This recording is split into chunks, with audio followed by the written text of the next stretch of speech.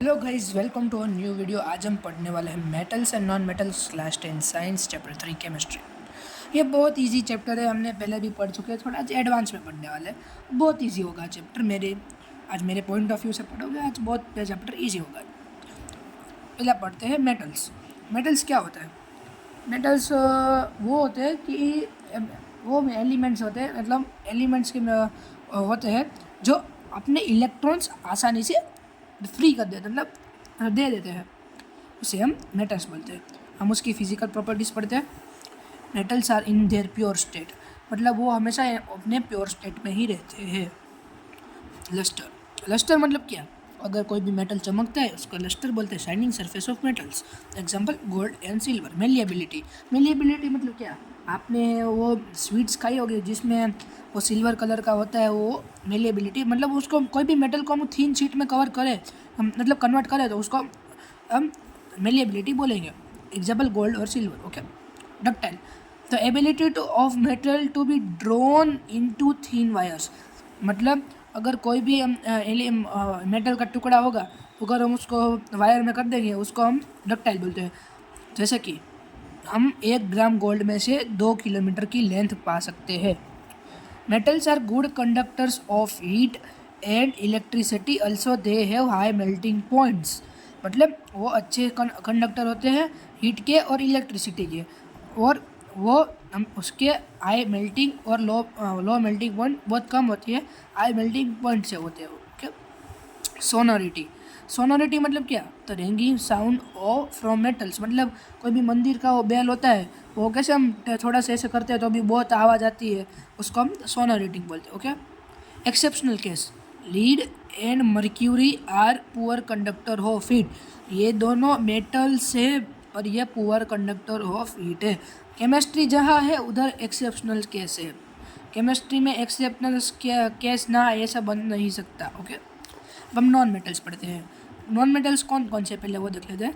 Carbon, sulphur, iodine, oxygen, hydrogen etcetera, ये सब gas और सॉलिड्स के फॉर्म में मिलते हैं हमें ज़्यादातर।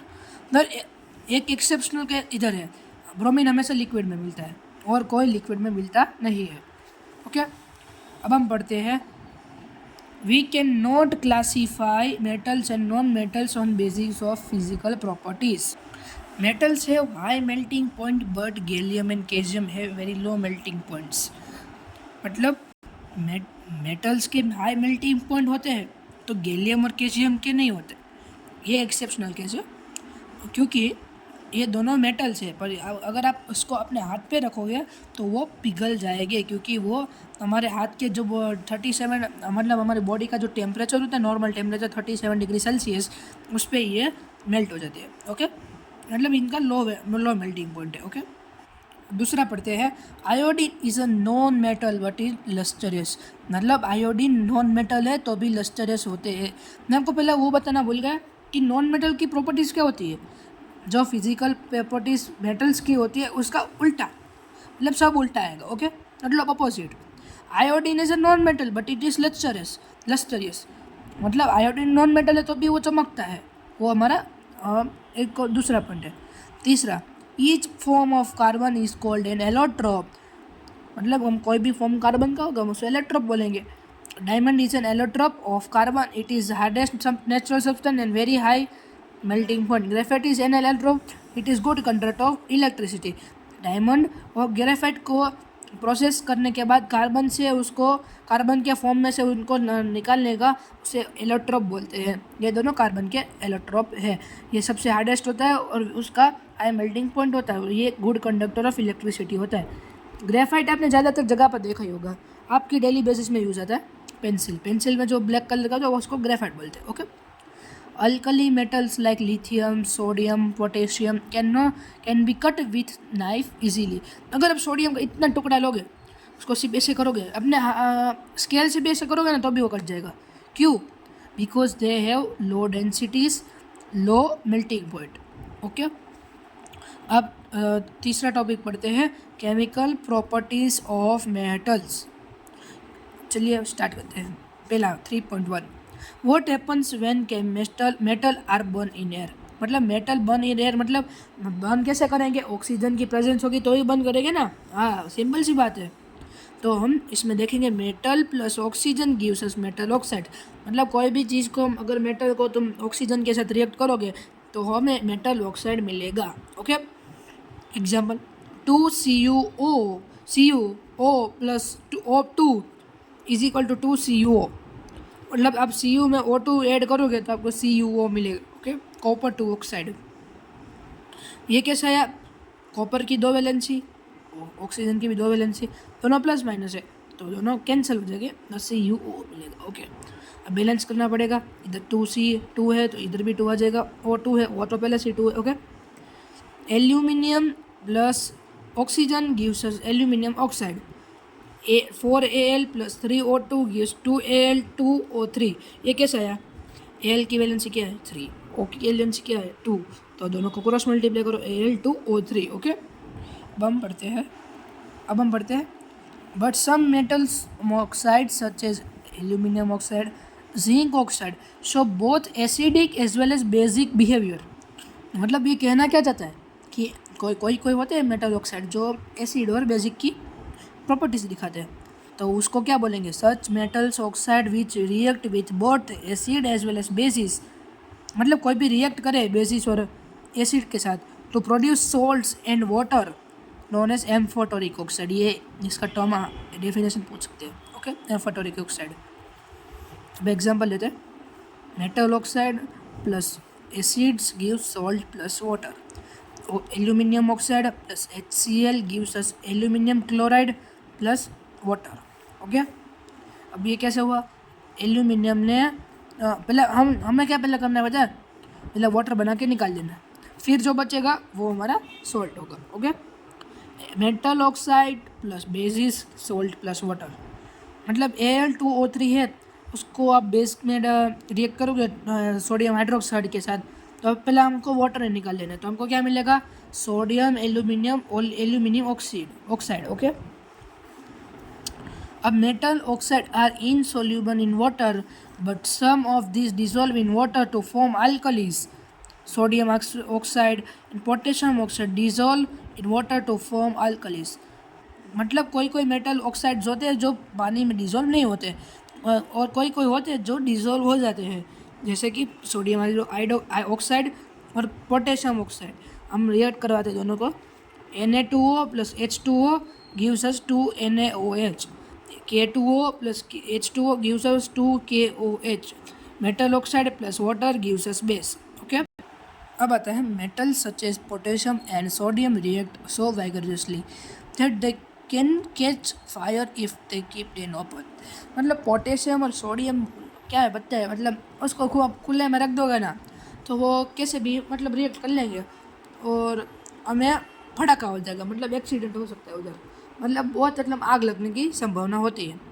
तो हम इसको प्रिवेंशन कैसे कर सकते हैं, sodium and potassium should be kept immersed in kerosene oil, मतलब ये इसको दोनों को केरोसिन ऑयल में पुट करना चाहिए। क्यों केरोसिन में ही, पानी में क्यों नहीं, पानी में नहीं करने का क्योंकि उससे ब्लास्ट भी हो सकता है। केरोसिन नॉन पोलर है, नॉन पोलर मतलब उसके जो केरोसिन के जो ऑक्सीजन है वो ज़्यादातर रिएक्ट नहीं करते, इसलिए सोडियम और पोटेशियम को उसमें रखते हैं। Okay, at ordinary temperature the surface of magnesium aluminium zinc lead are covered with thin layer of oxide. The thin layer of oxide prevents metal from further oxidation. मतलब कोई भी टेम्परेचर पे ordinary temperature ले लो, उसके surface of मतलब कोई भी magnesium aluminium zinc और लीड, ये चारों को अगर आप ऐसे ये 4 मेटल है आप उसको थिन लेयर ऑफ ऑक्साइड में रख और मतलब अगर आप कोई भी टेम्परेचर में लोगे तो ये 4 मेटल हमेशा अपने ऊपर थिन लेयर ऑफ ऑक्साइड बना लेते हैं। ये थिन लेयर ऑफ ऑक्साइड बनाते क्यों है मेरे को वो नहीं पता, इसका भी आंसर है thin layer of oxide prevents metals from further oxidation. Okay, मतलब कोई भी ऑक्सीडेशन होने से और ये ऑक्साइड की लेयर उनको प्रिवेंट करती है। ओके, समझ में? पहला केस में लेते हैं, iron does not burn in heating but iron filings burn vigorously when sprinkled in the flame of burner. मतलब क्या चाहता है, आयरन जलता नहीं है। आयरन बर्न होता है और गर्म हो जाता है और पिघल जाता है, वो कभी जलता नहीं है। मतलब ऐसे कैसे वो आग लग जाती है तो आग आग भले ना लगे पर वो कभी ऐसे कभी भूखा राख नहीं बनेगा कभी, वो हमेशा मेल्ट हो जाएगा, मोल्टन फॉर्म में मिलेगा हमको। Case 2, copper does not burn but the hot metal is coated with black coloured layer of copper two oxide. मतलब कॉपर कभी बर्न नहीं होता पर वो गर्म हो जाता है, हॉट मेटल होता है और कोटेड, मतलब अगर वो गर्म होगा तो उसके ऊपर एक ब्लैक कलर की लेयर बन जाएगी जिसे हम कॉपर टू ऑक्साइड बोलेंगे। Okay. Case 3, silver and gold do not react with oxygen at high temperature. Gold और सिल्वर ऐसे लोग हैं ना कि उनको कुछ फ़र्क ही नहीं पड़ता, आप जिसको साथ रिएक्ट करा उनको कुछ फ़र्क ही नहीं पड़ता। ओके। हाई टेम्परेचर लो, कुछ भी लो। प्रिवेंशन, अगर प्रिवेंशन देखेंगे एल्यूमिनियम का, anodising is a process of forming a thick layer of aluminium. मतलब एनोडाइजिंग ऐसी प्रोसेस है जहाँ हमें, मतलब अगर एनोडाइजिंग आप करोगे तो आप एल्यूमिनियम के ऊपर एक थिक ऑक्साइड का लेयर बन जाएगा जिससे हम वो इलेक्ट्रोलाइज होगा नहीं। Okay. This aluminium article is made the anode and electrolyse with dilute H2SO4। Okay. अब 3.2 देखिए। What happens when metals are react with water. अगर मेटल्स को रिएक्ट वाटर के साथ किया जाए तो क्या मिलेगा।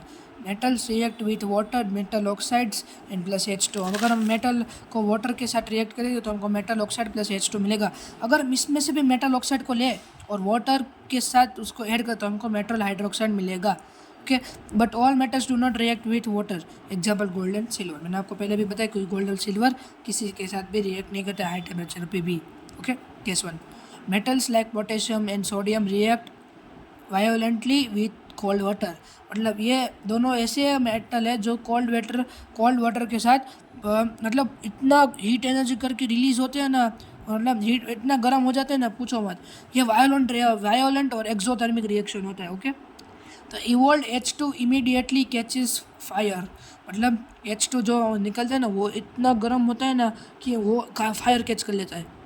2K + 2H2O is gives 2KOH + H2 + heat energy. और ये हीट एनर्जी हमको नज़रअंदाज नहीं करनी, बहुत होती है।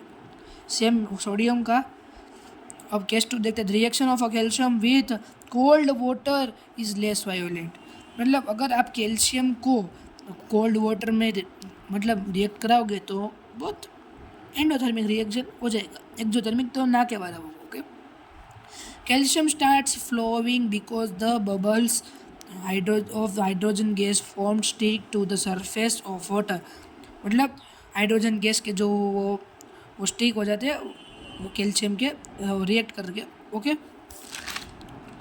अब case 3, magnesium does not react with cold water, it reacts with hot water to form magnesium hydroxide with and hydrogen. इसको कोल्ड पानी से कुछ नहीं होता, इसको सिर्फ गर्म पानी से रिएक्ट करवाना पड़ेगा। Mg + 2H2O gives MgOH2 + H2। Okay. Case 4, metals like aluminium, iron, zinc do not react with either cold or hot water, but they react with steam to form metal oxide and hydrogen। अगर आप उनको steam करोगे ना aluminium + 3H2O तो आपको metal oxide plus H2 देंगे।